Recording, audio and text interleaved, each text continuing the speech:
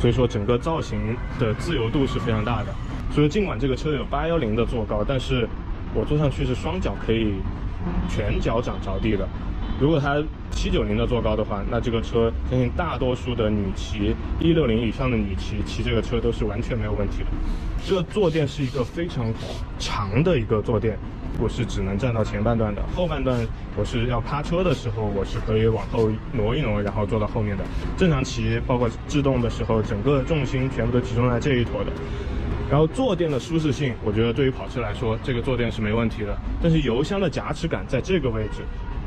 对我来说是有一点困扰的感觉，这个位置是不太舒服的。如果你比较放松，坐的比较靠后，去长途这种去摩旅，走这种比较顺的这种直线的时候，这个是不构成任何问题的。除了这儿是镂空的之外，它这个位置有一个很小很小的一个镂空，这个都不怎么看得出来，但是从后面看，这个尾灯配合这个镂空，整个的这个科幻感又回来了。然后往上走，这个后座非常非常的帅气，非常小巧的一个后座，然后尾部也收的非常的窄，这个很尖，国际一线的那种造型的感觉。但是坐上去的感觉肯定是不好的，整个尾部是一个悬浮起来的感觉，收的非常的尖，非常的纤细吧，可以说是。然后牌照架也是用一根铸铝的一个很修长的一个结构件去做的，然后上面甚至还做了一个像是 ABS 塑料的一个覆盖件，去呼应整个车的线条的这种比较柔美的这种设计。不过这个地方要提出一点可以改进的，就是这个铸铝件像是人工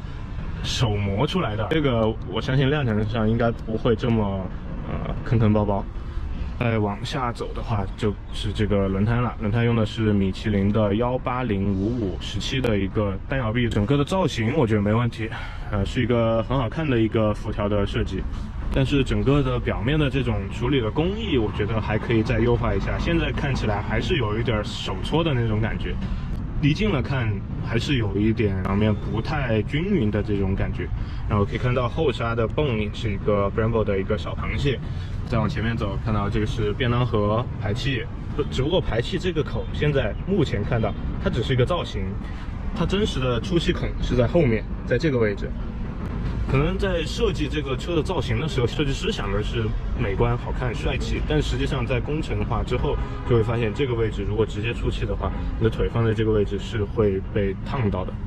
不过听工厂的说，这个位置还在继续优化。最后是不是从这个位置出来，还有待最后量产车的一个考证。后座脚踏这个不太顺滑，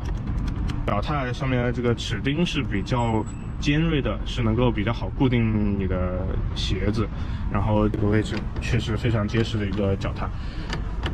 它的位置对于仿赛车型来说还是偏低的一个脚踏位置，如果再高一点点到这个位置，我觉得是一个比较合理的一个骑行姿势，比较战斗的一个姿势。